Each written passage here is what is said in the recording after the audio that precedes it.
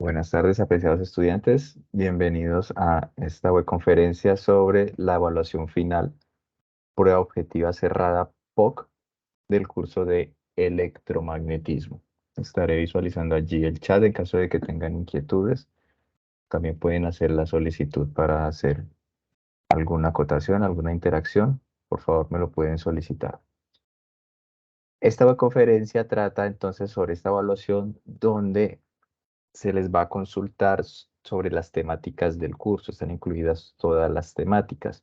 Se realizará los días de mañana y pasado mañana. Durante todo este fin de semana ustedes podrán acceder a la evaluación en el entorno de evaluación. Los objetivos entonces de esta reunión consisten en evaluar los conceptos desarrollados, o sea, hablar de esta evaluación final en la que se evalúan los conceptos desarrollados en las 3 unidades. De manera específica, entonces, se pide reconocer algunos conceptos de electrostática, que es la unidad 1, magnetostática correspondiente a la unidad 2, e inducción electromagnética, que fue tratada en la unidad 3. Aquí tenemos algunas imágenes indicativas de los fenómenos que han sido estudiados a lo largo del curso. Se puede, por así decirlo, agruparlos en en dos grandes conjuntos. El primero de ellos que tiene que ver con las cargas estáticas y el otro que tiene que ver con los fenómenos del magnetismo. Ellos están interrelacionados, pero de la manera en que se ven en el curso, se trata de para hacer un primer abordaje, para hacer un primer estudio del electromagnetismo, pues se dividen. Por un lado, cuando sí tienen situaciones de cargas que no se mueven y por otro lado, cuando tenemos los fenómenos originados por el movimiento de las cargas. Así que nosotros nos ubicamos en el entorno de evaluación para poder acceder a la prueba. Ubicamos aquí en la parte de evaluación final, en la parte inferior del entorno de evaluación. Se accede allí a esta parte y allí se podrá visualizar, bueno, allí deben aparecer las fechas correspondientes a este periodo 803, visualizar la información de la evaluación donde se indica que tendrán ustedes una duración, permítanme un segundo, una duración de 120 minutos, un intento permitido, 25 preguntas sobre todas las temáticas del curso, 125 puntos de máxima puntuación. O sea que tenemos, así como para el componente práctico, aquí tenemos también un 25% de la nota total, es de carácter individual. La evaluación y la retroalimentación, pues ustedes la tendrán después de finalizada su prueba. Ustedes tendrán allí sus resultados. Tienen la misma estructura de la tarea de presaberes, el cuestionario inicial que ustedes resolvieron al inicio del curso. ¿Qué tipos de preguntas encontrarán ustedes? Pues así como en la tarea de presaberes encontrarán las típicas de selección múltiple con una única respuesta, donde una de las opciones es la correcta, es la única respuesta al enunciado. Habrán otras donde, a pesar de que se debe marcar una de las opciones, esas opciones están relacionadas, o esos literales, llamémoslo así, están relacionados con dos o más opciones que se pueden conjugar en esos literales. Esas son las que se llaman de selección múltiple con múltiple respuesta. Por ejemplo, nos dan 4 números acá, 4 numerales, y los literales donde nosotros debemos seleccionar puede indicar si el numeral 3 y 4 son correctos o el numeral 1 y 3 son correctos de la misma manera. Entonces podemos tener diferentes combinaciones. Por eso se habla de que existen múltiples respuestas. Se seleccionan de manera múltiple y las respuestas pueden ser múltiples. Y también tenemos otro tipo de respuestas que se llaman, otro tipo de preguntas que se llaman las de análisis de relación, donde, a diferencia de los dos casos anteriores, aquí tenemos dos proposiciones, una que se llama afirmación y otra que se llama razón. Y las identificamos porque ellas están unidas por la palabra porque. La palabra porque, que aquí estoy señalando, las une, y en la gran mayoría de los casos la afirmación va antes de la palabra porque y después de la palabra porque va la razón. Se tiene una proposición que me puede ser verdadera o falsa, después viene la palabra porque y después va la razón que le estaría dando o estaría explicando el porqué de la afirmación. Ya veremos ejemplos. Aquí de hecho tenemos uno donde se habla, está en el caso de teoría de conjuntos, por colocar algún ejemplo, pero siempre se hace hincapié también por ejemplo, en el valor de verdad de la afirmación o de la razón, y además se debe conocer, en este caso para el ámbito del electromagnetismo, si la razón es o no, o me da o no una correcta explicación de la afirmación. Entonces vamos a hacer un resumen muy breve, puesto que solamente tenemos unos minutos para resumir la gran temática del curso, pero entonces vamos a recordar algunos conceptos básicos, como por ejemplo, que ustedes lo deben tener muy presente, entonces ustedes pueden ir, o ya sea cuando estén visualizando la grabación, o ya sea ir tomando pantallazos en este momento, recordar que existen escalas de unidades para las cantidades físicas. Recordar, por ejemplo, los prefijos, lo que significan los prefijos. Esta es la notación científica, entonces es muy importante, sobre todo a la hora de realizar cálculos. ¿Qué significa 10 a la 1, 10 a la 2?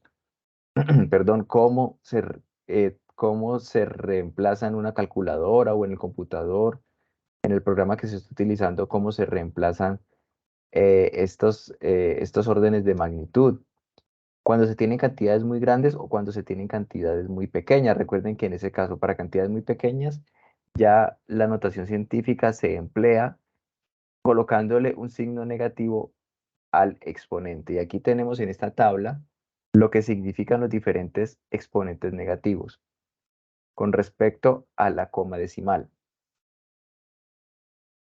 Vimos en la primera unidad el concepto de la ley de Coulomb para tratar la fuerza eléctrica entre dos cargas puntuales. Esta es la fórmula que nosotros vimos, donde aquí tenemos la magnitud de la fuerza. Hay que tener en cuenta que las fuerzas son en general cantidades vectoriales, pero si un ejercicio no me está preguntando por el vector, entonces únicamente me voy a referir a la magnitud de dicho vector, cuyo valor viene dado aquí por la ley de Coulomb, donde la K es la llamada constante eléctrica. Aquí tenemos el valor en la notación científica, y aquí tenemos las unidades de esa constante eléctrica. Tenemos aquí la multiplicación de manera directamente proporcional, la multiplicación de las cargas, y de manera inversamente proporcional al cuadrado de la distancia que separan esas dos cargas. Toda esta expresión entonces me da esa fuerza. Es importante entonces tener en cuenta cuáles son las dependencias, directamente proporcional a la multiplicación de las cargas, inversamente proporcional al cuadrado de la distancia que las separa, donde la constante de proporcionalidad es esta constante K, donde ese es el valor numérico que siempre va a ser el mismo. Entonces vayan tomando allí ustedes sus apuntes, vayan guardando la información. Después vimos el concepto de campo eléctrico, que está relacionado con la fuerza eléctrica. De hecho, una carga va a sentir fuerza eléctrica cuando está en presencia de un campo eléctrico. El campo eléctrico es generado por una carga o una distribución de cargas de una forma más general. Un campo eléctrico es algo que perturba todo el espacio alrededor de esa distribución de cargas, así que a pesar que se puede representar en el plano, donde no olvidemos lo que significan estas líneas, que son esas líneas de campo. Esas líneas significa que mientras tenemos muchas líneas en las regiones donde hay muchas líneas o hay una mayor densidad o están muy juntas las líneas, allí el campo es más intenso que en regiones donde las líneas de campo están separadas. Esto es válido tanto para las líneas de campo eléctrico como para las líneas de campo magnético. Pero no olvidemos, por favor, que el campo eléctrico es una propiedad tridimensional. El espacio donde habitamos es un espacio tridimensional, así que se ve más o menos o una manera más gráfica de representar un campo eléctrico entre dos cargas sería la que tenemos aquí a la derecha, donde tenemos esas líneas que ocupan todo el espacio tridimensional, solo que pues, ya la visualización es más compleja. Pero tener muy presente eso, además tener también muy presente, es algo que ustedes deben apuntar y tenerlo allí por si les aparece en alguna pregunta, que el campo eléctrico para una carga puntual sale de la carga. de una carga puntual positiva sale la carga, por eso las líneas de campo aquí están saliendo de la carga. Para una carga puntual negativa ingresan a la carga. Esta es la expresión entonces para la ley de Coulomb. Esta es la expresión para el campo eléctrico generado por una carga puntual. ¿Dónde la carga puntual? Aquí la tenemos, la carga puntual de valor Q. Esta es la magnitud del campo eléctrico. El campo eléctrico también es una magnitud vectorial, pero aquí tenemos su magnitud. También depende del inverso al cuadrado de la distancia. En este caso ya no hablamos de distancia de separación entre cargas, sino de la distancia que hay desde la carga que genera el campo hasta el punto donde se está calculando dicho campo. Como tenemos aquí este ejemplo, tenemos la carga aquí, esta esfera naranja es la fuente del campo eléctrico, esta carga Q. Tenemos, recuerde, el vector director, que es el vector que me apunta, es un vector unitario de magnitud 1 que me apunta desde del origen del campo, desde la carga, hasta el punto P donde se está calculando dicho campo. Y si ubicamos, aquí se indica, perdón, aquí se indica el campo eléctrico con esta flecha roja. El campo está siendo generado por una carga positiva, así que el campo eléctrico se aleja de dicha carga. Y además, si se ubica una carga que se llama carga de prueba Q0, esa que tenemos acá encima del punto P, va a sentir si esa carga como por defecto es positiva, las cargas de prueba se consideran por defecto positivas, pues va a sentir esa repulsión, o sea, va a sentir una fuerza repulsiva que va a ir en el sentido del campo eléctrico. Y ya aquí tenemos a la izquierda la expresión vectorial para el campo eléctrico generado por una carga puntual. Entonces aquí tenemos matemáticamente lo que tenemos gráficamente aquí a la derecha, por una carga puntual, que son los ejemplos básicamente que vemos nosotros en el curso. Así que no olvidemos este hecho importante. Campo eléctrico generado por una carga puntual positiva se aleja de manera radial. Recuerden los radios de las llantas de las bicicletas, de las ruedas de las bicicletas. De manera radial se aleja de la carga positiva, las flechas se alejan. Y además, debido a la dependencia del inverso cuadrado de la distancia, entre más lejos esté el punto donde se esté mirando el campo, menor va a ser la flecha, o sea, menor va a ser la magnitud del campo. Entre más cerquita estemos nosotros de la carga, la flecha debe tener un mayor tamaño, porque la magnitud del campo eléctrico debe ser mayor. Carga positiva entonces genera un campo eléctrico radial hacia afuera. Carga eléctrica negativa genera un campo eléctrico radial, pero en este caso mire que las flechas van desde los puntos hacia la carga. Entonces, eso es lo que a veces se denomina en la literatura radial hacia adentro, radial hacia la carga. Entonces, es importante que ustedes, por favor, recuerden esa distinción. ¿Cómo es el campo eléctrico de una carga puntual positiva y de una carga puntual negativa? También estudiamos la ley de Gauss. La ley de Gauss, que es una herramienta matemática que permite calcular campos eléctricos para situaciones donde hay alta simetría de la distribución de carga. A pesar de que no estudiamos a fondo el cálculo de dichos campos eléctricos, sí vimos las expresiones, sí estudiamos nosotros en la literatura la obtención de las expresiones para dichos campos eléctricos cuando se presentaba una geometría o esférica o una geometría cilíndrica. Esa expresión permite calcular el flujo eléctrico, entonces se debe tener una distribución de carga. Deben tener cargas puntuales o distribuciones de cargas en otras geometrías. En el espacio. Así que esa cantidad que se llama flujo eléctrico se puede calcular a partir de la llamada ley de Gauss, donde se establece la llamada superficie gaussiana, que es una superficie imaginaria que encierra toda la carga. Se calcula simplemente el flujo. Entonces, otro aspecto que deben apuntar, que deben tener allí, por favor. ¿Cómo se calcula entonces, cómo se utiliza la ley de Gauss? Flujo eléctrico es igual a la carga que está encerrada por la superficie gaussiana dividida un número. Ese número es la permitividad eléctrica del vacío. Así que tenemos aspectos importantes acá. Flujo eléctrico. Epsilon 0, la permitividad eléctrica, tiene este valor, esta expresión, y aquí están las unidades. Es un número que se encuentra en internet, se encuentra en libros, es una importante cantidad de la naturaleza, es una constante de la naturaleza, entonces es un número. Y aquí Q es la carga encerrada. Es independiente entonces de la forma de la carga, es independiente de la forma de la superficie gaussiana, el flujo eléctrico solamente depende del valor de la carga que está encerrada. Aquí esta esfera de color beige encierra una carga Q, y esa carga Q es la que viene en la expresión para el flujo eléctrico.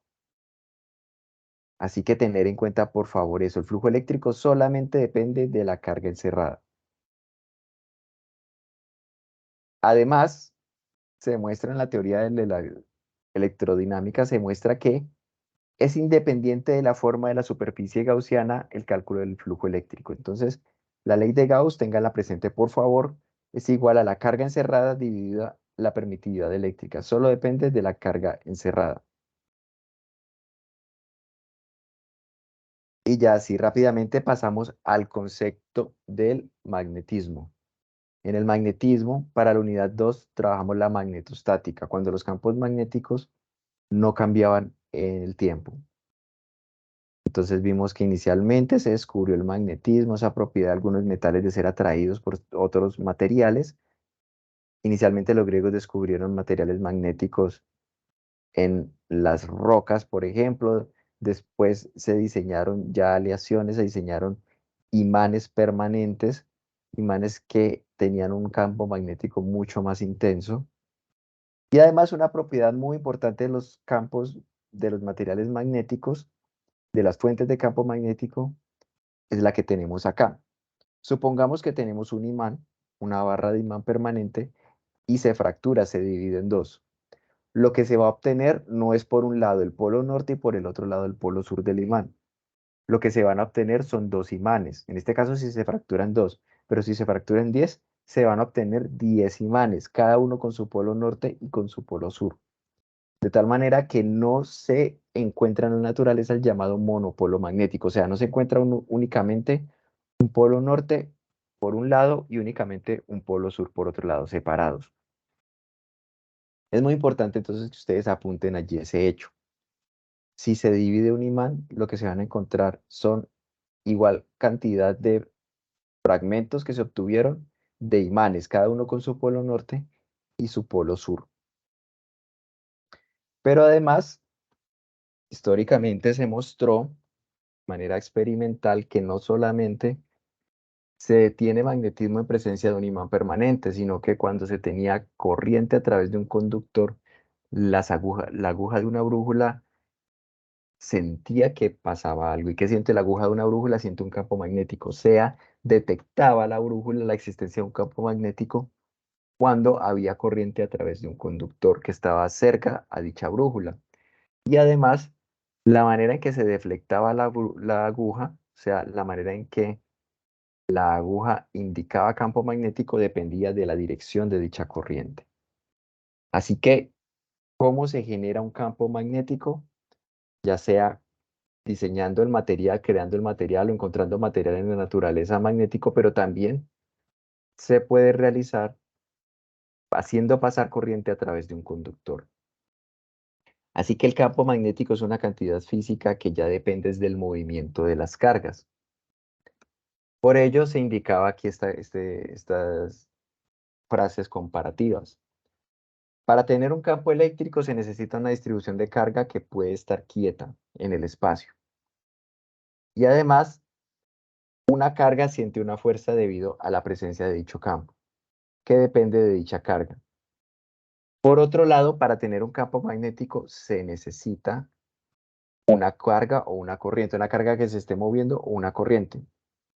Y además, si tenemos una carga que se está moviendo y esa carga que se está moviendo está en presencia de otro campo magnético, entonces va a sentir una fuerza que se llama fuerza magnética.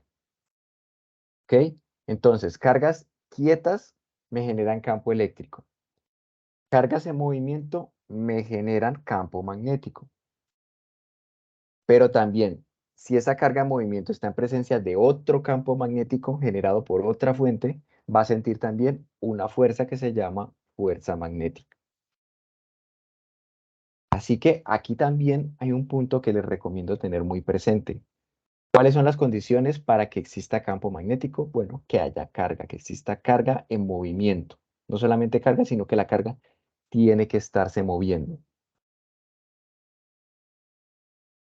Esta es la expresión que vimos para la fuerza magnética que depende de esta multiplicación, entre comillas, multiplicación vectorial que se llama el producto cruz. De aquí lo que se puede ver, permítanme hacer el comentario acá, es que por propiedades vectoriales del producto cruz, miren que aquí aparece la velocidad de la carga, esto es para una carga puntual, donde este es el valor de dicha carga. Entonces, por propiedades del producto cruz, el resultado del producto cruz es un vector también, sería en este caso el vector fuerza. Pero el producto cruz indica que el vector resultante es un vector perpendicular tanto a la velocidad como al campo magnético. Así que si tenemos por un lado, pongamos dos vectores acá, un vector velocidad y un vector campo magnético, en esta situación el vector fuerza iría hacia abajo. Es un vector que es perpendicular a ambos vectores que aparecen allí en el producto cruz. Son perpendiculares. Otro punto para que ustedes por favor apunten, para que ustedes lo tengan presente. La fuerza magnética es perpendicular tanto para una carga puntual, tanto al vector velocidad como al vector campo magnético. Son perpendiculares. La fuerza del vector velocidad y la fuerza del vector campo magnético. Bien, espero que estén tomando allí apuntes y ustedes los tengan presentes. Bueno, recordemos entonces que para indicar como el resultado de del producto cruz o producto vectorial, que es un sinónimo, es un vector, se necesita conocer no solamente su magnitud, sino también la dirección. Y para la dirección utilizábamos una técnica muy sencilla que permite determinar la dirección de ese resultado, que era la llamada regla de la mano derecha. Pero antes de ella, no olvidemos por favor la expresión para la magnitud del producto cruz entre dos vectores. Magnitud del producto cruz entre dos vectores es igual a la magnitud del primer vector por la magnitud del segundo vector por el seno del ángulo que hay entre ellos dos. En este caso el ángulo se llama teta. Miremos acá la figura, el vector A es el vector violeta, el vector B es el vector verde, y entre esos dos vectores hay un ángulo teta. Ese es el ángulo que aparece dentro del seno que se multiplica por la multiplicación de las magnitudes de los dos vectores. Y ya sí, para la regla de la mano derecha, para determinar la dirección del vector, pues recuerden que como el producto cruz es A cruz B, A aparece a la izquierda, B a la derecha, se estiran primero los 4 dedos diferentes del pulgar en el sentido del primer vector, que sería el vector A, es el que llamamos primer vector, este es el que llamamos segundo vector. Se estiran entonces los 4 dedos diferentes del pulgar en el sentido del primer vector, en caso de que no recordemos bien la regla de la mano derecha. Y ahora se cierran esos 4 dedos de manera natural en el sentido del segundo vector y el pulgar me va a apuntar en la dirección en que va el resultado del producto cruz. En este caso irían hacia arriba. Aquí, en esta figura, queda representado lo que les había indicado antes. La fuerza magnética es igual a, para una carga puntual, al producto Q, la magnitud, que es un número, la carga, por el producto cruz entre el vector velocidad y el vector campo magnético. Vector velocidad verde, campo magnético azul. Imaginemos entonces que esos vectores verde y azul están sobre un plano, que es el plano beige que tenemos acá. Entonces, por propiedades del producto cruz, la fuerza magnética va a ser este vector rojo, esta flecha roja, que es perpendicular tanto al vector verde que está sobre el plano como al vector azul que está sobre el plano. Eso lo que significa que ese vector resultante sea perpendicular a ambos vectores. Así que ténganlo muy presente. La fuerza es perpendicular tanto a la velocidad como al campo magnético. Resulta entonces como habíamos visto que como así como una carga puntual genera un campo magnético si se está moviendo, pero tenemos corriente, que es más de una carga, que de hecho son muchas cargas en movimiento, pues un efecto colectivo de esa cantidad de cargas es que cada una de ellas genera un campo magnético y esos campos magnéticos luego se suman. Cuando tenemos entonces una corriente, en el espacio alrededor se genera un campo magnético. Vimos geometrías muy básicas como por ejemplo la geometría de un conductor largo y recto. Y vimos que las líneas de campo magnético eran círculos concéntricos, como tenemos acá una corriente, en este dibujo, tenemos una corriente a lo largo de un conductor largo y recto, y así vemos nosotros los círculos concéntricos que corresponden al campo magnético. Si nosotros ubicamos ese conductor en un plano, tenemos que, recuerden que esas líneas de campo magnético tienen una dirección asociada. Entonces está el conductor en el plano. Si la corriente va hacia la derecha, como lo estoy aquí señalando con el puntero del mouse, tenemos que en la parte superior del conductor, las líneas de campo van a salir desde el plano de la pantalla hacia el observador, o sea, hacia mí, hacia ustedes en este caso, y eso se simboliza con este punto. Mientras que en la parte inferior del conductor vamos a tener estas X que representan que las líneas de campo y con ello el campo magnético está ingresando de manera perpendicular desde mí, desde el observador, hacia adentro de la pantalla. O visto desde una perspectiva, la situación sería esta. Tenemos el conductor, aquí tenemos la corriente, así que aquí tenemos el significado de las X y de los puntos, donde ingresa al plano y donde sale desde el plano el campo magnético. Entonces, si de pronto en una pregunta aparece, ¿cómo son las líneas de campo para un conductor largo y recto? Las líneas de campo magnético se debe colocar que son círculos concéntricos. Además, tenemos una fórmula que ya la vamos a ver, una fórmula para la magnitud del campo magnético generado por un conductor largo y recto. Regálame un segundo, por favor.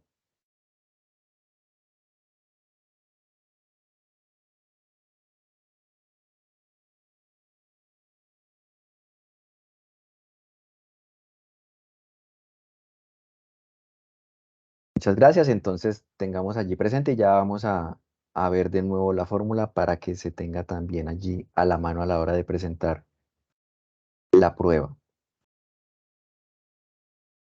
Esas líneas de campo magnético dependen de la geometría, así como para el conductor largo y recto son círculos concéntricos. Cuando tenemos nosotros no un conductor largo y recto, sino formamos un anillo, entonces van a tener una geometría diferente de las líneas de campo. En este caso, la geometría que tenemos aquí a la izquierda es la que se muestra donde solo hay una línea horizontal, que es justamente la línea que pasa a través. Como tenemos enrollado el conductor, entonces estamos suponiendo que estamos formando un círculo. Hay una única línea que pasa a través del centro de lo que sería ese círculo y esa línea es horizontal. Pero comúnmente se requiere tener un campo magnético y de hecho en general cantidades físicas que puedan ser controladas o de las cuales yo pueda conocer cuáles son sus características. Por ello, se utiliza no solamente una espira o un anillo, sino que se enrolla un alambre para formar lo que se llama una bobina. Y a pesar de que no se ve aquí, dentro de esa bobina, entre más larga sea la bobina, entre más círculos tenga, entre más espiras tenga, vamos a tener que el campo magnético dentro es un campo magnético más homogéneo. O sea, vamos a tener no solamente una línea horizontal, sino que vamos a tener varias líneas casi que horizontales. Y ya en las regiones que llaman regiones de borde, ya el campo magnético es más difícil de caracterizar. ¿Vale? Pero entonces por ello se construyen esas bobinas para tener más control sobre el campo magnético y para generar campos magnéticos más intensos, puesto que se cumple el principio de superposición en el sentido de que entre más espiras se tengan, se suman las contribuciones al campo magnético y vamos a tener un campo magnético más intenso. Ya si se incluye el núcleo de un material que sea magnetizable, o sea, al que se le pueda inducir un campo magnético, como por ejemplo un núcleo de hierro, que tenga un diámetro menor, que se pueda introducir por el área transversal de la bobina, ¿qué se va a tener? Como tenemos campo magnético dentro de la bobina, ese campo magnético va a alterar ese material magnetizable, ese hierro, lo va a alterar de tal manera que se va a inducir una magnetización, o sea, se va a potenciar el campo magnético. Es por eso que muchos ejemplos, muchos laboratorios utilizan los llamados solenoides. En implementaciones en electrónica se utilizan los solenoides cuando se requiere la acción del campo magnético que sea más intensa. Así que es muy importante tener en cuenta la diferenciación entre la bobina, que es solamente el alambre enrollado, y el solenoide, que es cuando se incluye, dentro de ese alambre enrollado, se incluye un material magnetizable, como el hierro. Ok, recordemos que si solamente tenemos un anillo, también se llama una espira o se llama un aro. Ahora, volviendo al ejemplo del conductor largo y recto. Resulta que esos conductores, si tenemos corriente a través del mismo, nosotros podemos hacer un zoom y analizar la situación pensando en una única carga. Como tenemos entonces ese conductor largo y recto, aquí estamos haciendo un zoom, imaginemos que él está en una región donde hay un campo magnético. Y por simplicidad, imaginemos que ese campo magnético, miren aquí las X, es un campo magnético que ingresa de manera perpendicular al plano de la pantalla. Así que, imaginando una única carga en este conductor, si esa carga se mueve a lo largo, desde abajo hacia arriba, miren la flecha verde, se mueve a lo largo del conductor, como es una carga que se está moviendo en presencia de un campo magnético, ella va a sentir una fuerza que viene dada por la regla de la mano derecha, la dirección de dicha fuerza. Entonces se define lo que se llama el vector longitud, eso para fines de calcular la cantidad vectorial. Pero si solamente necesitamos, como ustedes vieron, tanto en la unidad, en la tarea de la unidad 2 y la tarea de la unidad 3, la fuerza magnética sobre ese conductor recto viene dada por la multiplicación entre la corriente, la longitud y el campo magnético. Donde aquí tenemos una manito verde, esa manito me indica cómo yo debo cerrar los dedos para utilizar la regla de la mano derecha. Se estiran los 4 dedos en la dirección de la corriente y luego se cierran hacia adentro porque el campo magnético está entrando al plano de la pantalla. Y entonces si yo hago eso con la mano derecha, el pulgar va a apuntar hacia la izquierda. Y esa va a ser la dirección de la fuerza y por ello tenemos nosotros en la figura la dirección de la fuerza hacia la izquierda. Pero cuando tenemos corriente, únicamente no estamos hablando de una carga, sino que estamos hablando de miles, millones de cargas. Pero como hay un principio de superposición, esos fenómenos se suman y todas las cargas van a sentir una fuerza.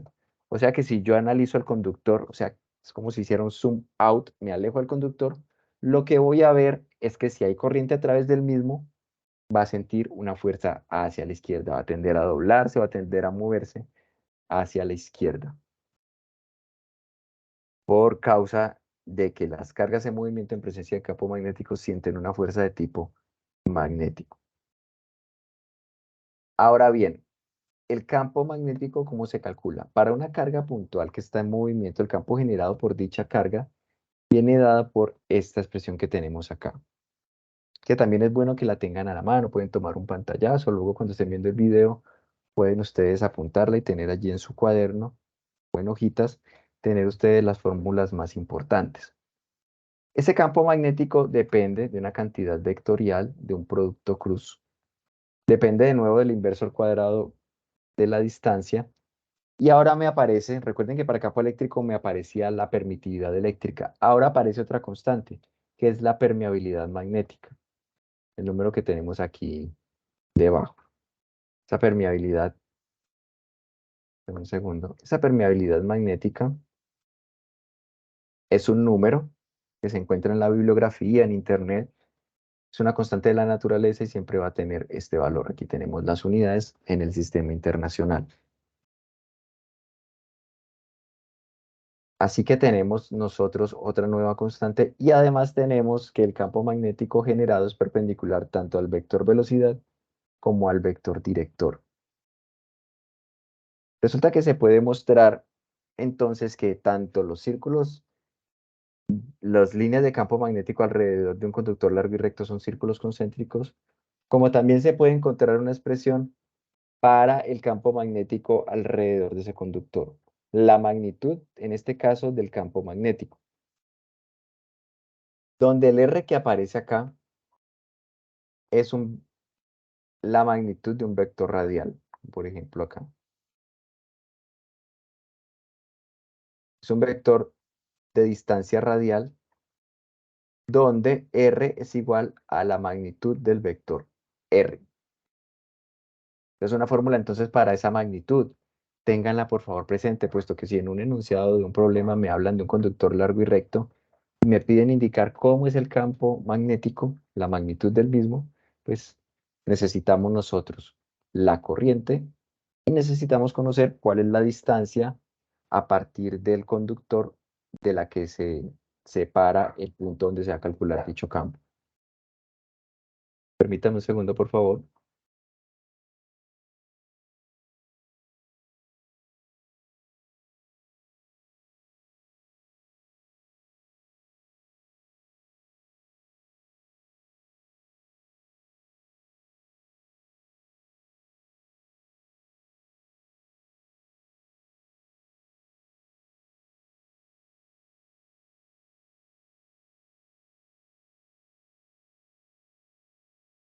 Bien, entonces esa fórmula a tener en cuenta.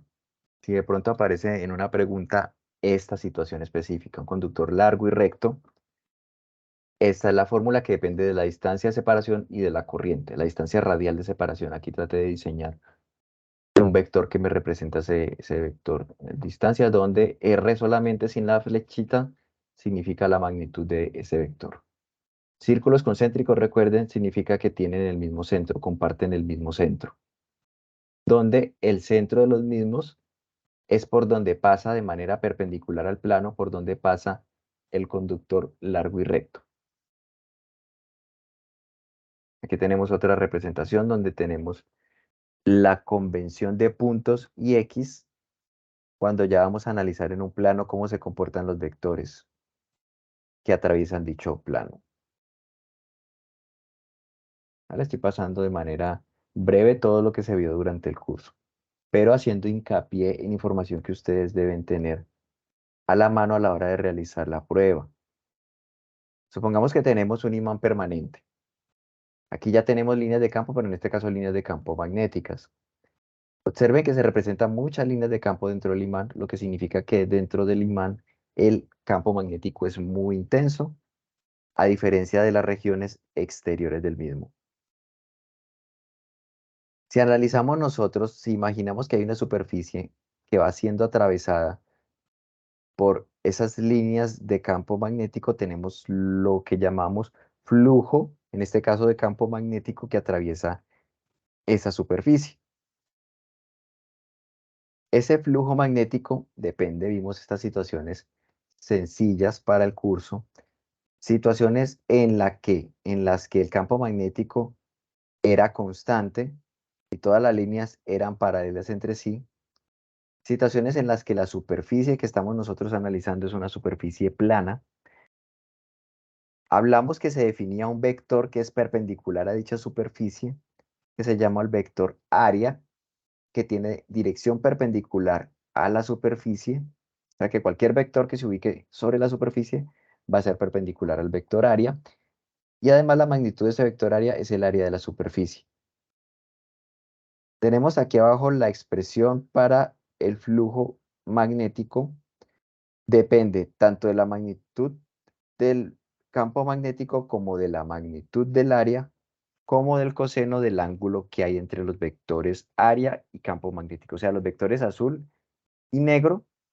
En este caso, como son paralelos, el ángulo que hay entre ellos dos es igual a 0. En esa situación, como el ángulo es 0, tenemos entonces lo que tenemos aquí en el recuadro, puesto que coseno de 0 es igual a 1. Coseno de 0 es igual a 1. Por ello, es la situación más simple, debido a que el flujo magnético es igual simplemente a la multiplicación entre el campo magnético y el área. Pero si ahora tenemos una inclinación de esta superficie, de este plano, ya vamos a tener un campo magnético, perdón, ya vamos a tener entre el campo magnético y el vector área vamos a tener un ángulo. Así que la fórmula a utilizar es la fórmula completa, entre comillas, esta fórmula que tenemos aquí abajo. Y ya, si tenemos nosotros que el ángulo que hay entre el vector área, el vector negro, y el vector azul, que es el campo magnético, es igual a 90 grados, el flujo magnético en este caso es igual a cero. Así que tener en cuenta, por favor, la distinción cuando tenemos flujo igual a cero y cuando tenemos nosotros flujo con su valor máximo, o de la manera más sencilla de calcularlo.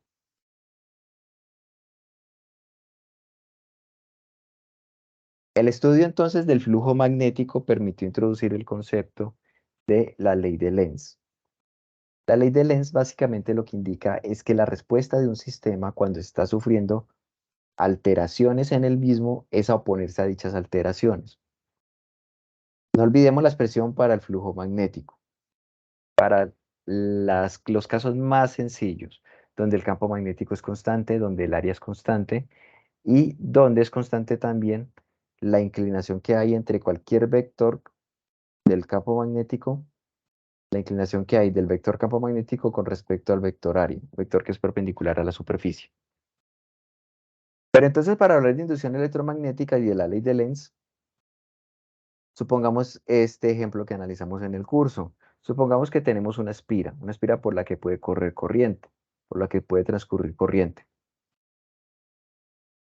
Resulta que si nosotros tenemos un campo magnético creciente, tenemos inicialmente, supongo que tienen inicialmente el conductor descargado, no tenemos corriente, pero lo atraviesa un campo magnético que está creciendo hacia arriba. Entonces el sistema busca oponerse a ese crecimiento de ese campo magnético hacia arriba, generando un campo magnético que se llama campo magnético inducido hacia abajo. Y ese es el principio de la inducción electromagnética. Así que supongamos que nosotros tenemos una corriente que va en el sentido que está siendo indicado acá. Voy a seleccionar el color. Entonces tenemos una corriente en este sentido. Aquí la regla de la mano derecha también nos sirve. ¿Por qué? Porque cerrando los cuatro dedos en el sentido de la corriente, el pulgar nos va a apuntar en el sentido en que va el campo magnético. Así que ese campo magnético que va hacia arriba estaría siendo generado por una corriente que va en el sentido que les estoy aquí señalando. Bien, entonces esa es la regla de la mano derecha. Y como se necesita que exista un campo magnético que contrarreste ese crecimiento del campo magnético hacia arriba, tenemos así el campo magnético inducido. Voy a colocarle acá una etiqueta.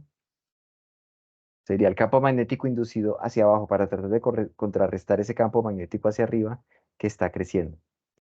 Pero resulta que ese campo inducido debió ser generado por una corriente que va en el otro sentido. Y esa es la llamada corriente inducida, es una respuesta del sistema a los cambios. En esta situación sencilla, como el ángulo que hay entre el vector área, entonces para hacer el comentario voy a tratar de diseñarlo. Un vector área, un vector que es perpendicular a la superficie. Como el ángulo que hay entre ellos dos, entre el vector área y el vector campo magnético, es igual a cero, el flujo magnético lo calculo a partir de esta sencilla fórmula. Así que para nosotros tener inducción de corriente en este conductor, necesitamos que existan variaciones de flujo magnético. Para que existan variaciones de flujo magnético, tienen que haber ya sea solamente variaciones del campo magnético o variaciones del área o variaciones de ambas cantidades, ¿vale? Para tener presente. Por ejemplo, una corriente me genera un campo magnético y el campo magnético me permite definir el flujo magnético. Si la corriente varía, varía el campo magnético. Y si varía el campo magnético, varía el flujo magnético. Entonces, por ello hablamos de corrientes, porque las corrientes generan campos magnéticos. Y si las corrientes varían en el tiempo, varían los campos magnéticos. Y asimismo, como varían campos magnéticos, supongamos que no varía el área. Entonces, si varían campos magnéticos, varían los flujos magnéticos. Y cuando ya se tiene variaciones en los flujos magnéticos que atraviesan un área encerrada por un conductor, se genera corriente. Así que en esta diapositiva quise condensar qué se necesita para que existan eh, corrientes inducidas, o sea, para que existan lo que se llama una FEM. ¿Qué se necesita para la existencia de una FEM? Que varíe el campo magnético, que varíe el área o que varíe el ángulo que hay entre el vector campo magnético y el vector área. Eso es lo que se necesita para que se induzca en el sistema una FEM. O sea, que exista variación en el flujo magnético. En el flujo magnético que está atravesando una región que está siendo encerrada por un conductor. La idea es aprovechar esa corriente que se genera. Y aquí ya tenemos una representación de cómo debo cerrar los dedos de la mano derecha, diferentes del pulgar, de tal manera que se genere ese campo magnético inducido. Este sería el campo magnético. Un segundo, por favor. Ese sería ese campo magnético inducido. Y entonces ya con eso, para generar ese campo inducido necesito que la corriente y con ello la FEM vaya en ese sentido. Ya con eso puedo determinar también cuál es la dirección de la FEM. Es una oposición que tiene el sistema, una reacción de oposición que tiene el sistema cuando hay variaciones en el flujo magnético. Aquí ya tenemos la fórmula que les había tratado de recordar para los círculos concéntricos, la magnitud del campo magnético a una distancia r del conductor largo y recto. Simplemente utilizar esta fórmula. El problema debe dar la corriente y debe dar la distancia a la que se quiere calcular el campo. ¿Vale? Entonces, esa es una fórmula muy, muy importante. Por favor, regálenme unos segundos.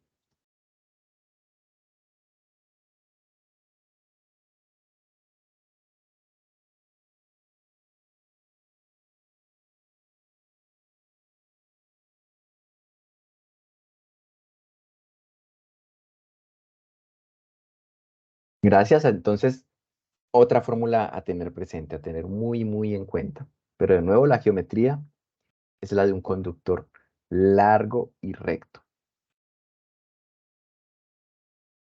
Ya cuando se tienen espiras, ya cuando se tienen bobinas, ya hay que utilizar otras fórmulas. Por ejemplo, cuando se tiene una bobina cuya longitud es la longitud D, que tiene N vueltas, esa espira, y por la que está siendo atravesada o que está siendo atravesada por una corriente I. La magnitud del campo magnético en el centro, porque para hablar de campo magnético hay que conocer en qué punto del espacio es que se está calculando dicho campo.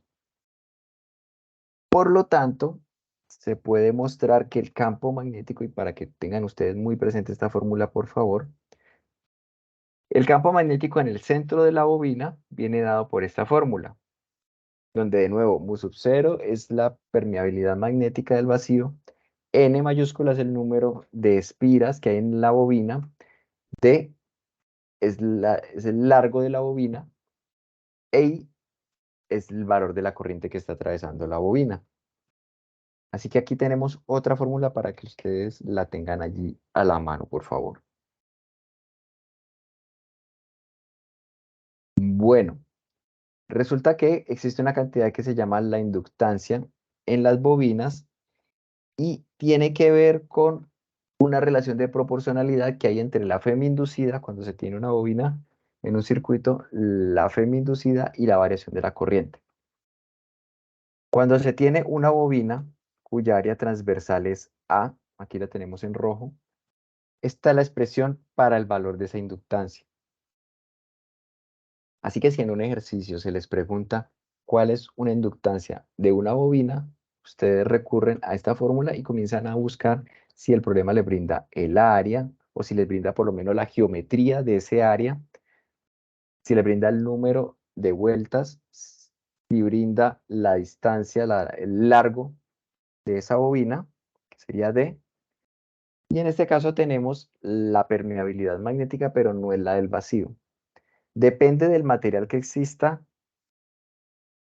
en el núcleo de la bobina, en el centro de la bobina. Asimismo, vamos a reemplazar aquí en este valor. O sea, depende si es hierro, si es níquel, depende del material que esté. Asimismo, vamos a tener este valor acá, de esta permeabilidad magnética. Bien, entonces otra fórmula a tener muy presente en caso de que pregunten por la inductancia. Y ya vamos a ver unos ejemplitos de preguntas en las que ustedes se pueden ejercitar o pueden más o menos ver cómo van a ser las preguntas con las que se van a encontrar. En este caso, comenzamos por una pregunta de análisis de relación. Entonces, observen el enunciado. Dice, las cargas de igual signo se repelen porque, miren que aquí están haciendo bastante hincapié en la palabra porque, el flujo magnético depende del área atravesada por las líneas de campo magnético. Entonces, hay que analizar cuál es la afirmación y cuál es la razón. Para afirmación vamos a utilizar el color azul. Entonces, lo que va antes de la palabra porque es la afirmación y lo que va después de la palabra porque es la razón. A ver si este color se ve. Todo esto sería la razón. Entonces hay que comenzar a mirar cómo son los enunciados. Se pide seleccionar la opción correcta. Entonces, piden determinar el valor de verdad de la afirmación. Dice, si seleccione la opción A, si la afirmación es falsa. ¿Qué dice la afirmación? Las cargas de igual signo se repelen. Es algo conocido. De igual signo se repelen, de signo contrario. De igual signo se repelen, de signo contrario se atraen. Entonces, la opción A me dice que la afirmación es falsa, pero la afirmación es verdadera porque las cargas de igual signo se repelen. Por ende, descarto esta primera opción. Voy a colocarlo en rojo. Ahora, la opción B. Si la afirmación es verdadera, sí. La razón es verdadera. ¿Qué dice la razón? El flujo magnético depende del área atravesada por las líneas de campo magnético. Entonces, la afirmación es verdadera, la razón es verdadera. Pero la razón no es una explicación correcta de la afirmación. Bien, observen que están hablando de sus cosas diferentes, a pesar de que independientemente son correctas, las cargas de igual signo se repelen, y por otro lado, el flujo magnético depende del área transversal. Entonces, por ende, la razón no corresponde a una explicación correcta de la afirmación. Entonces, esta pareciera que fuese la correcta. Miremos la opción C. La afirmación y la razón son falsas. No, esta la descarto, puesto que ya vimos que ambas son verdaderas. Afirmación verdadera, razón verdadera, y la razón es una explicación correcta de la afirmación. Pero ya vimos que por un lado me habla de cargas y por otro lado me habla de flujo magnético. Por ende, la razón no es una explicación correcta de la afirmación. Por ende, yo elimino esta posibilidad y me queda únicamente la opción B, donde decía que ambas eran verdaderas. Sin embargo, la razón no es una explicación correcta de la afirmación.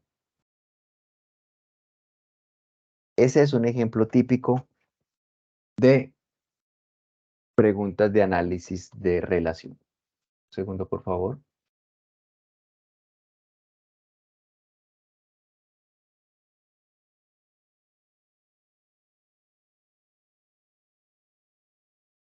Así que lo recomendable es separar cuál es la afirmación. De acuerdo a nuestros conocimientos de electromagnetismo, podemos decir si es verdadera o falsa. Por otro lado, la razón, si es verdadera o falsa. Y entonces luego decir si están relacionadas o no. Si la razón me permite explicar la afirmación. Veamos con otros ejemplos. Este es otro ejemplo típico que puede aparecer. Tenemos dos partículas que están separadas a una distancia d y tienen cargas iguales q. Vamos a suponer la situación de partículas puntuales. Ahora bien, comúnmente cuando se habla de partículas y no me hablan de la geometría de las mismas, entonces las vamos a suponer como puntuales en electromagnetismo. Me dan la distancia, me dan las cargas. Ahora, supóngase que hay una modificación. La distancia se triplicó entre las cargas. ¿Qué pasa con la fuerza? Como son cargas iguales, entonces hay una fuerza de repulsión. ¿Qué pasa cuando se triplicó la distancia? Como son partículas puntuales, entonces recurrimos a la ley de Coulomb. Observen acá, fuerza igual a constante K por Q1, Q2 dividido R cuadrado. Ahora, de este paso a este paso, reemplazo los valores de las cargas y reemplazo la distancia. La distancia le podemos dar el valor de D. La distancia inicialmente tiene un valor de D elevada al cuadrado, esa distancia de separación entre las cargas. Cuando yo multiplico Q por Q, me da Q al cuadrado. Así que tenemos esta expresión. Pero me está diciendo el problema, la distancia entre las dos se triplica. Como se triplica esa distancia, entonces yo ya voy a hablar de una distancia de prima o de línea, una nueva distancia de línea que va a ser 3 veces la distancia de separación anterior. Así que ahora vamos de nuevo, como lo que pasó fue que se triplicó la distancia, vamos a utilizar de nuevo la ley de Coulomb, puesto que no está cambiando el sistema físico de estudio. Entonces, esa nueva fuerza va a ser igual, utilizando la ley de Coulomb, a la constante eléctrica que multiplica Q cuadrado sobre la distancia que tenemos ahorita de separación elevada al cuadrado. Sin embargo, como esta distancia nueva es igual a 3 veces la distancia antigua, lo reemplazo. Bien, ya lo reemplacé. Y ahora utilizamos propiedades de los exponentes. Entonces vayan viendo entre paso y paso lo que se está realizando. Ahora, 3 al cuadrado es igual a 9. 3 al cuadrado es igual a 9. Tenemos esta expresión. Y así me queda por último esta expresión. Un noveno de K por Q cuadrado sobre D cuadrado. Que era la misma fórmula que teníamos al comienzo, antes de realizar la modificación de la distancia de separación entre las cargas. ¿Cómo me quedó esta expresión? Entonces, yo lo que puedo hacer, y esta expresión era la que yo llamaba F, solamente coloco los valores aquí, las cantidades que tenía al inicio, y ahora tenemos este factor un noveno, este número un noveno. Así que la nueva fuerza va a ser igual a la fuerza anterior dividido 9. Un noveno de la fuerza original. Miren que estoy utilizando el color blanco para indicar esa fuerza original. Entonces les puede aparecer un ejercicio así donde tengan que realizar un cálculo semejante. La idea es llevar la expresión matemática a esa expresión matemática, mirar a ver si se puede representar en términos de la expresión matemática que se tenía inicialmente.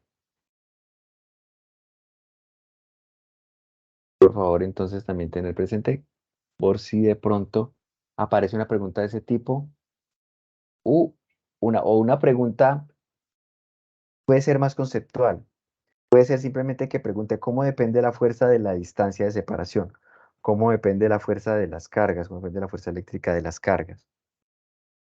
O llama específica qué pasa si se duplica, se triplica, se cuadruplica la distancia de separación entre dichas cargas. Entonces allí hay que utilizar las fórmulas. Miremos otro ejemplo. Observen esta frase.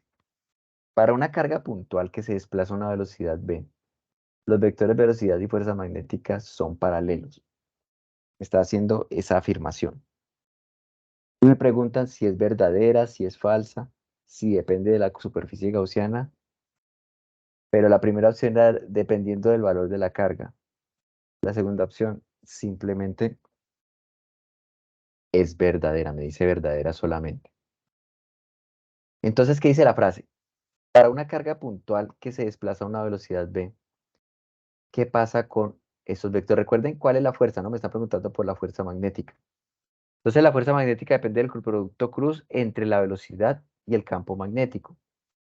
Y me están preguntando, me están diciendo que los vectores velocidad y fuerza magnética son paralelos. Pero como viene de un producto cruz, la fuerza magnética, por ende, la fuerza magnética debe ser perpendicular tanto a la velocidad como al campo magnético. Y aquí el enunciado me está diciendo que los vectores velocidad y fuerza magnética son paralelos, pero resulta que no. Porque la fuerza magnética debe ser perpendicular tanto a la velocidad como al campo magnético. Y por ende, esa respuesta, vamos nosotros a marcarla acá, esa respuesta es falsa, ¿no? Me están diciendo, los vectores velocidad y fuerza magnética son paralelos. En este caso, es una afirmación falsa.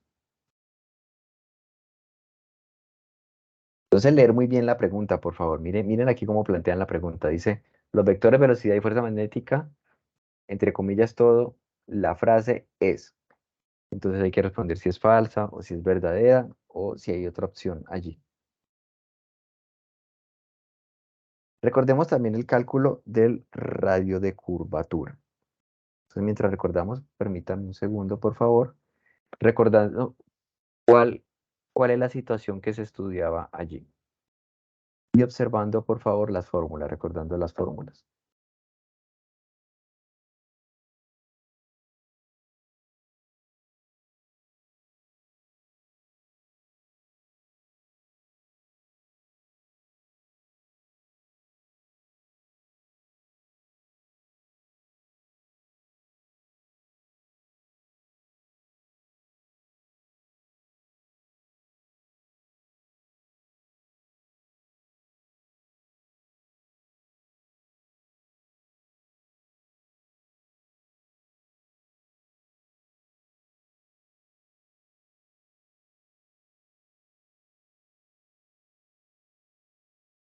Es muy posible que aparezca una pregunta que les hable de radio de curvatura, porque apareció en una de las preguntas de las tareas.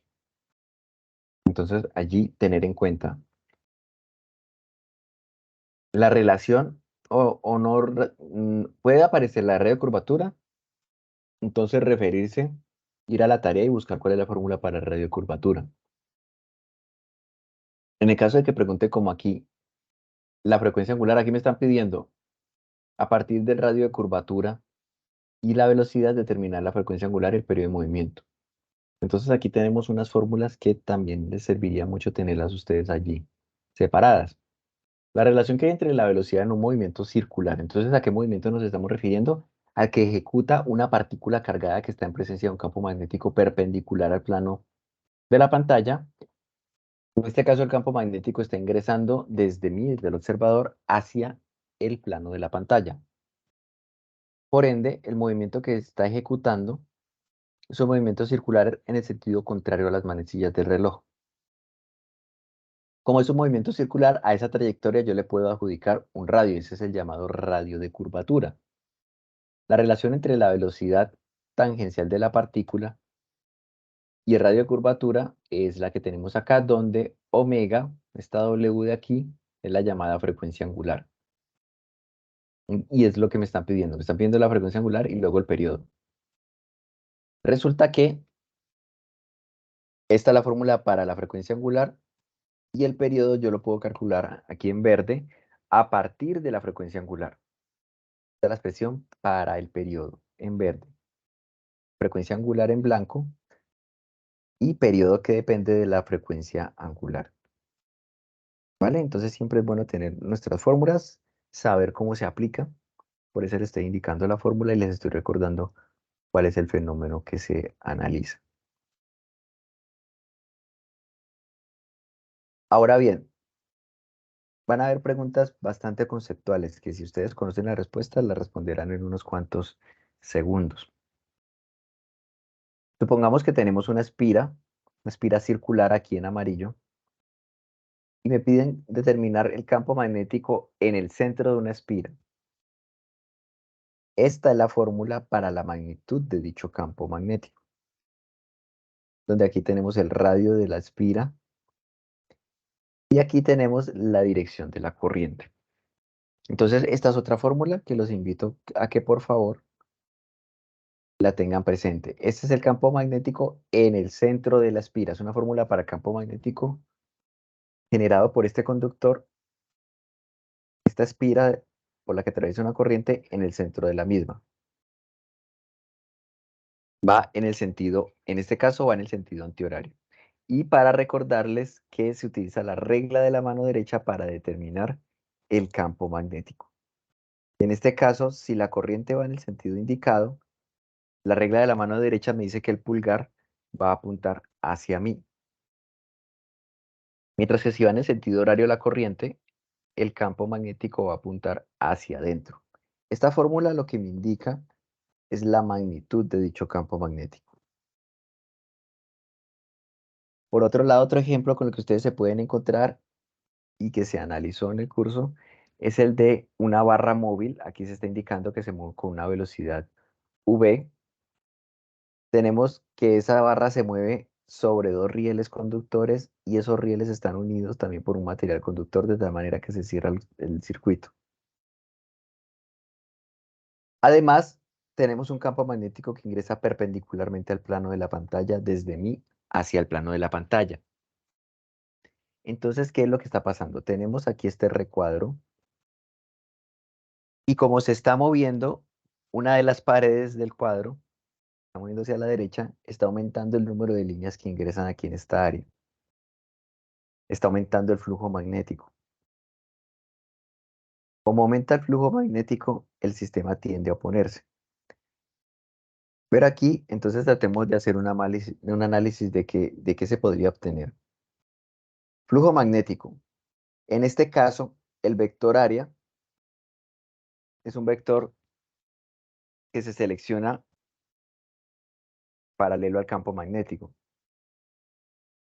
Y como el campo magnético está ingresando al plano de la pantalla, esos dos vectores son paralelos.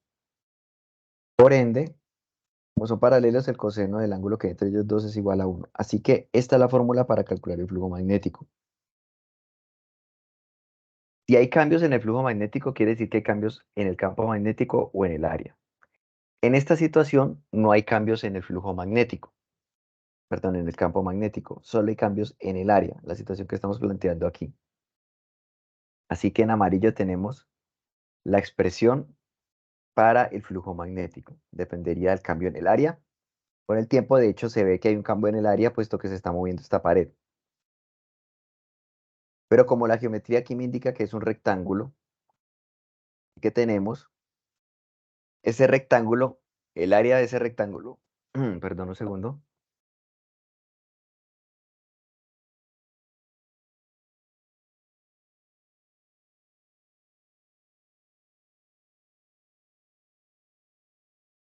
el área de ese rectángulo está creciendo, está aumentando. Miren que esta es una situación diferente a las otras, puesto que aquí no está variando el campo magnético, sino que está variando el área. Pero ya con ello tenemos variación en el flujo y ya con ello debemos tener FEM. El área entonces es igual a la altura por la base, de por X. Así que para obtener la derivada con respecto al tiempo del área, es como extraer la distancia roja que tenemos acá de la altura por la variación con respecto al tiempo de la distancia horizontal. Pero la distancia horizontal, el cambio de la distancia horizontal con el tiempo es igual a la velocidad. Así que aquí tenemos una expresión para calcular la derivada con respecto al tiempo del área. Ya si queremos, lo podemos escribir acá, permítame que lo voy a escribir.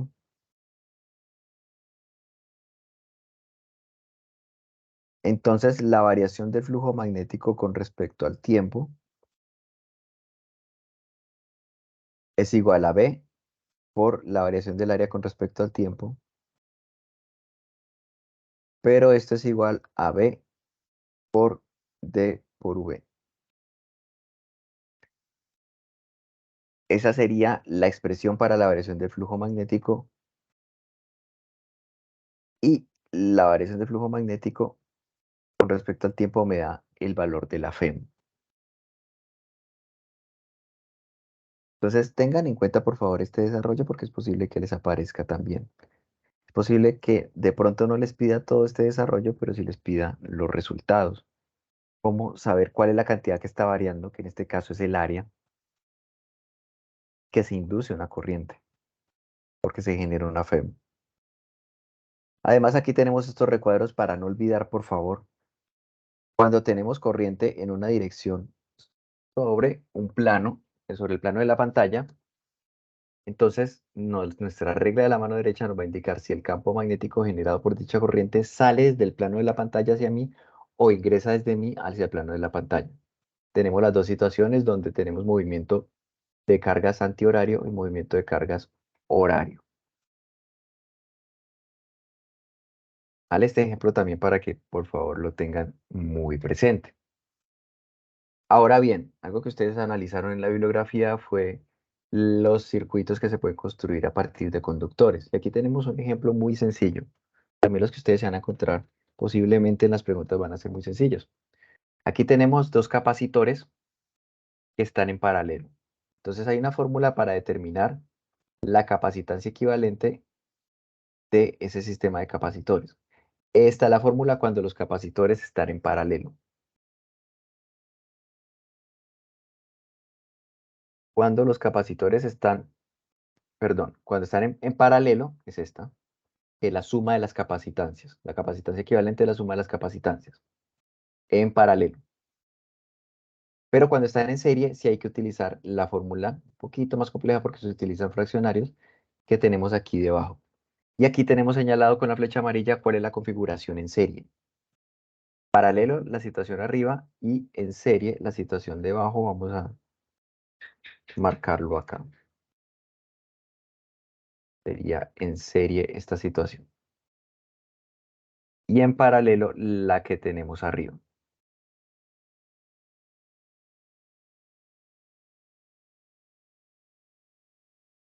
Entonces, si aparece de pronto en un ejercicio,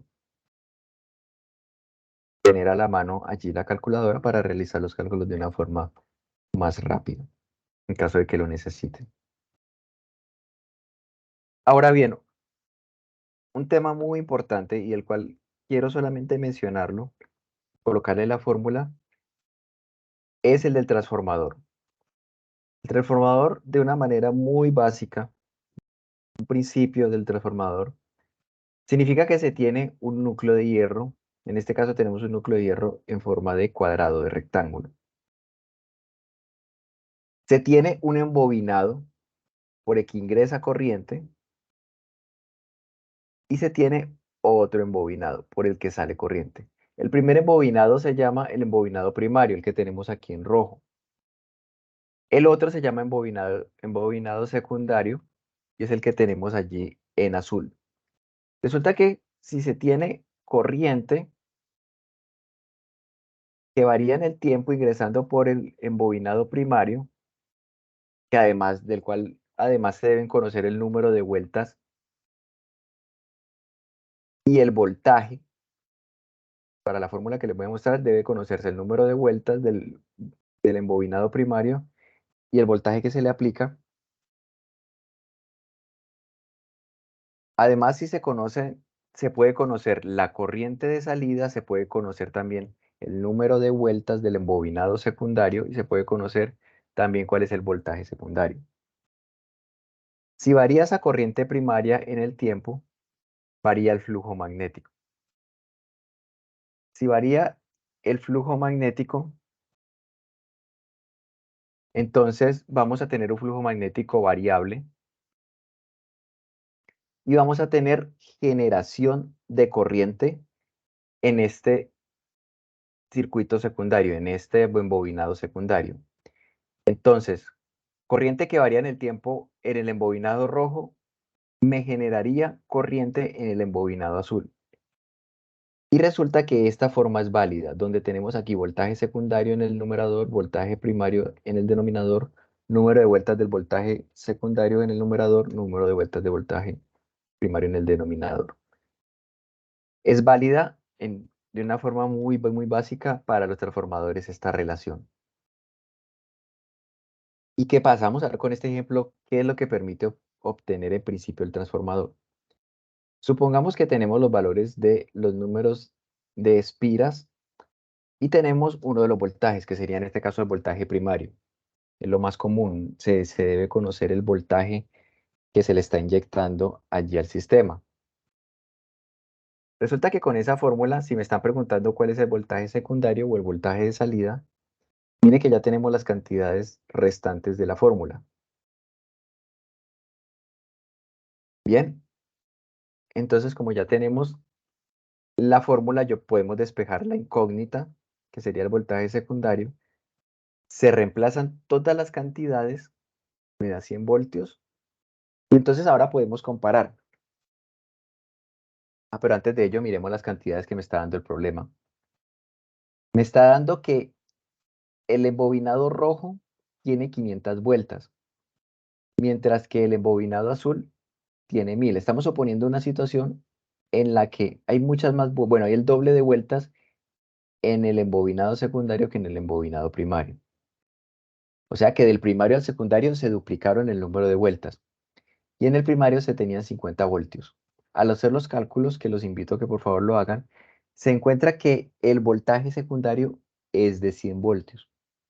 Entonces, tanto se duplicó el número de vueltas de primario a secundario como se duplicó el voltaje de primario a secundario. Inicialmente se tenía un voltaje de 50 y se aumentó. Por ello se llama transformador, porque permite hacer elevaciones de voltaje o disminuciones de voltaje.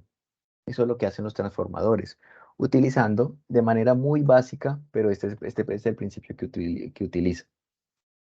Y se puede mostrar que esta fórmula es válida, también se puede llegar a esta fórmula. Permite entonces hacer esos crecimientos y decrecimientos de voltaje dependiendo del número, jugar con el número de vueltas que se tienen para, para las bobinas primarias y secundarias. Entonces, tener muy presente, por favor, esa fórmula por si les aparece una pregunta de transformadores. Tenemos más preguntas cualitativas, ¿vale? Ya para ir concluyendo. Supongamos que me están consultando, ¿cómo depende la capacitancia de un capacitor de placas planoparalelas con la distancia que hay entre las placas? Entonces allí me tengo que ir a la fórmula. ¿De qué me están hablando? Del capacitor de placas planoparalelas, que se estudió en la unidad 1. Está la fórmula para la capacitancia. ¿Qué pasa con cuando se aumenta o disminuye la distancia de separación entre las placas? ¿Qué pasa con la capacitancia? Entonces observemos que depende de la geometría, la capacitancia del capacitor, directamente proporcional al área e inversamente proporcional a la distancia de separación entre las placas.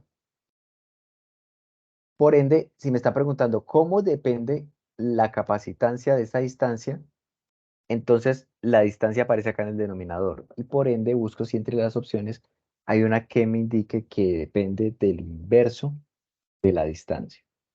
Y esa es la opción que yo marco allí como correcta. ¿Vale? Entonces es hacer un análisis de la fórmula. Ahora, supongamos que me están preguntando por una FEM en una situación. Esta es la fórmula para la FEM. Esta es la dependencia con la inductancia, ¿vale? Mire que tenemos aquí el valor absoluto. Me está preguntando la magnitud de la FEM. Entonces coloco valor absoluto al otro lado. Depende del negativo de una constante de proporcionalidad que es la inductancia multiplicada por la variación de la corriente. En este caso estamos hablando de una bobina. Entonces vamos a tener FEM inducida en la bobina si la corriente varía en el tiempo, porque si varía la corriente en el tiempo, varía el flujo magnético.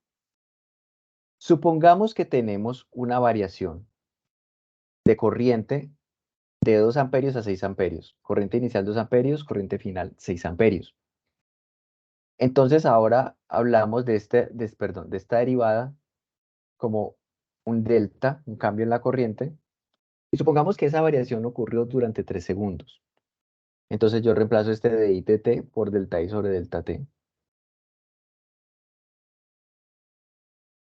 ¿Ok? Entonces esta es la fórmula Y ahora yo reemplazo el delta I. Esto, por favor. Yo voy a escribir acá que reemplazo el delta I por corriente final. El delta es un cambio. Entonces, por corriente final menos corriente inicial. Y aquí debajo tenemos el delta T. Como ya tenemos todas las cantidades, los invito a que ustedes repitan el ejemplo. Ya simplemente lo que me toca hacer es reemplazar los valores numéricos y a mano se puede calcular el valor de esa fe. Hay que conocer naturalmente también el valor de la inductancia, porque aparece al final. Entonces el problema debe dar el valor de dicha inductancia. Tener muy presente entonces esta fórmula, por favor.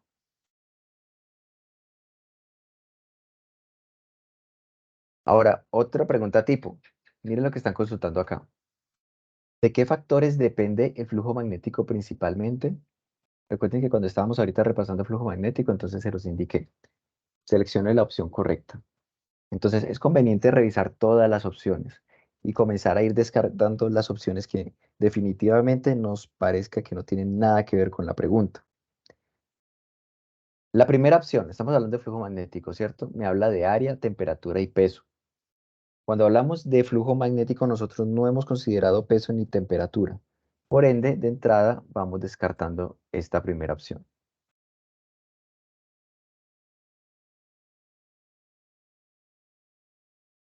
Campo magnético, área y orientación. Puede ser. La tercera, campo magnético, fuerza magnética, peso. Parece el peso otra vez, pero el peso no lo hemos tocado al hablar de la inducción y el flujo magnético. Elasticidad de la espira, campo magnético, eficiente de dilatación térmica de la espira. Son cantidades de las que no se han hablado. Entonces, de entrada podemos hacer la exclusión y quedarnos únicamente con esta opción B. De nuevo, aquí está la fórmula, donde la orientación está aquí. La orientación es el ángulo que hay entre esos vectores.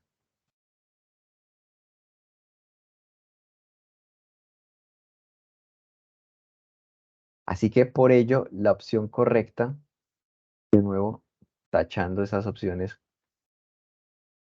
incorrectas, sería la opción B, porque me habla del campo magnético, me habla del área y me habla de la orientación. Vamos a marcarla con el color verde de aprobación de esta pregunta. Entonces, tener muy presente también esta fórmula, por favor, puesto que pueden encontrarse ustedes preguntas cualitativas como la que teníamos acá. Esta es la opción correcta entonces. Ya vamos a terminar.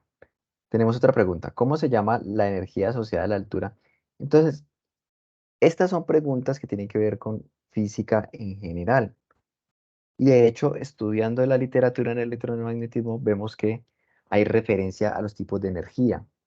Entonces, por ello es posible que les aparezcan preguntas donde los consulten por energía cinética y energía potencial. Como por ejemplo acá. ¿Cómo se llama la energía asociada a la altura con respecto al nivel de referencia? Entonces, esa es la energía que depende de la posición de los cuerpos. Esa energía es la energía potencial, ¿vale? Que en electromagnetismo se estudió la energía potencial. Allí en la parte, en el capítulo del potencial eléctrico, se hablaba de una energía potencial eléctrica.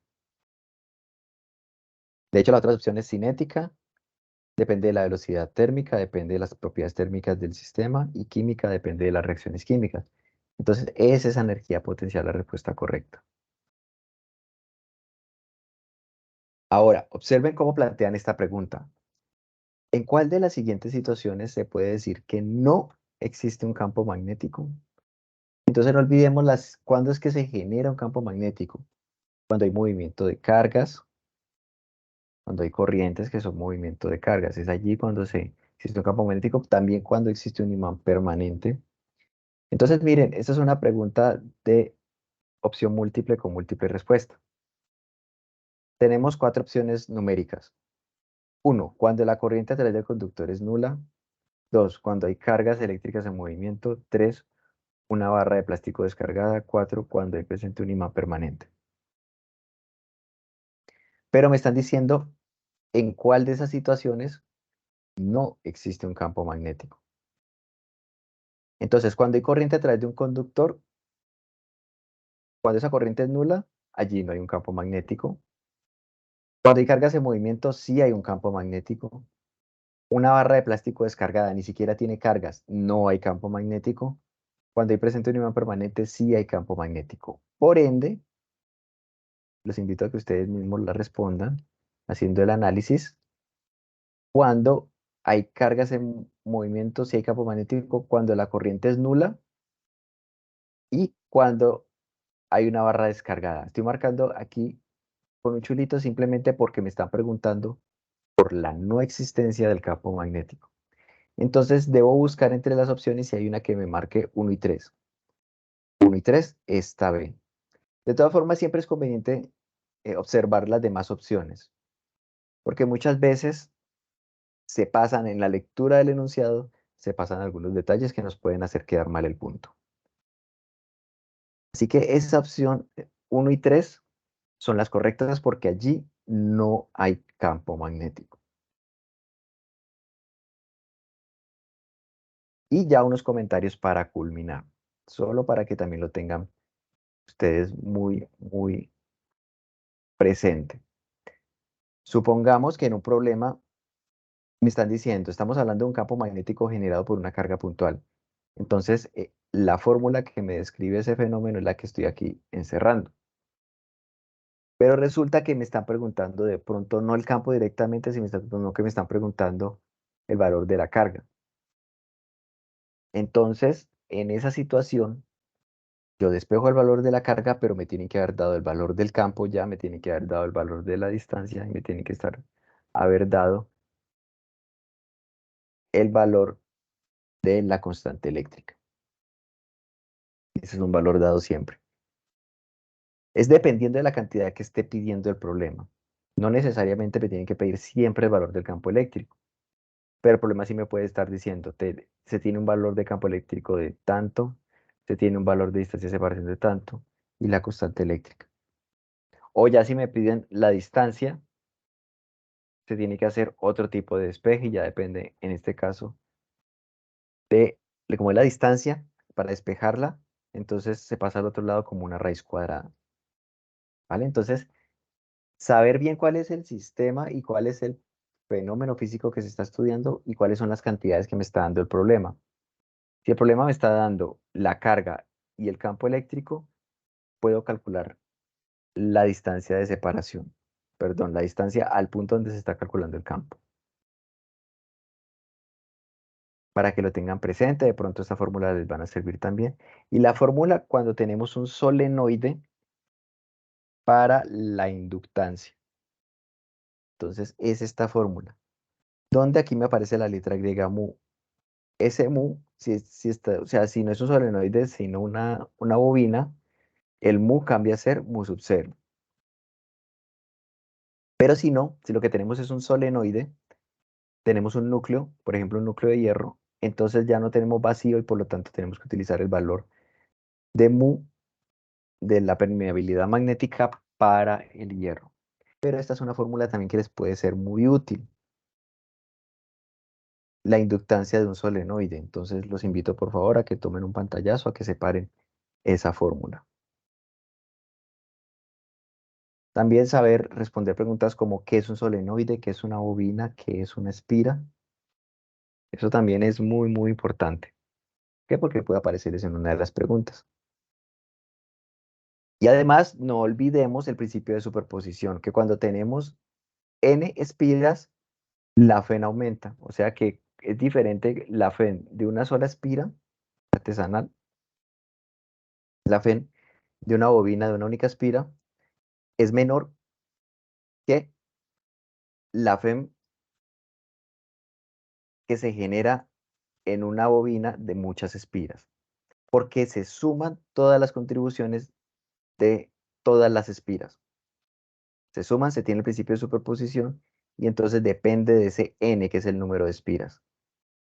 pero de nuevo solamente se presenta si hay cambios o en el campo magnético o en el área.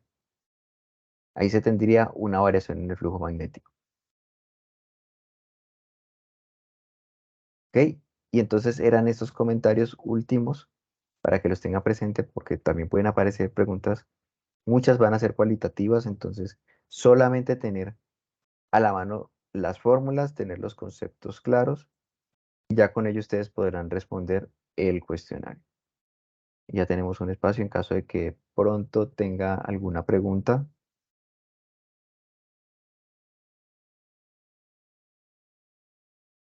No sé si tenga Carlos alguna duda. Traté de pasar rápido por todas las temáticas y presentarles algunas preguntas para que ustedes las tengan allí a la mano. Ustedes las repasen antes de realizar su prueba. Recordar, por favor, que a la prueba se puede acceder solamente una vez y apenas se active la prueba se tendrán 2 horas para responder todas las preguntas. Entonces, tener disponibles mínimo esas 2 horas, si se van a tardar las 2 horas, para responder todo el cuestionario. Entonces, realizarlo en un horario en que ustedes sepan que pueden responderlo todo. No sé si hayan dudas o inquietudes al respecto. No, tutor, no hay ninguna pregunta. Muchas gracias por la explicación. Bueno, perfecto. Entonces, tan pronto tenga yo la grabación, también ustedes tendrán acceso allí en el chat de Teams, pero tan pronto tenga yo la posibilidad de descargarla y subirla a YouTube, se las estaré enviando a través de los correos. ¿Vale? Entonces voy a detener en este momento la grabación.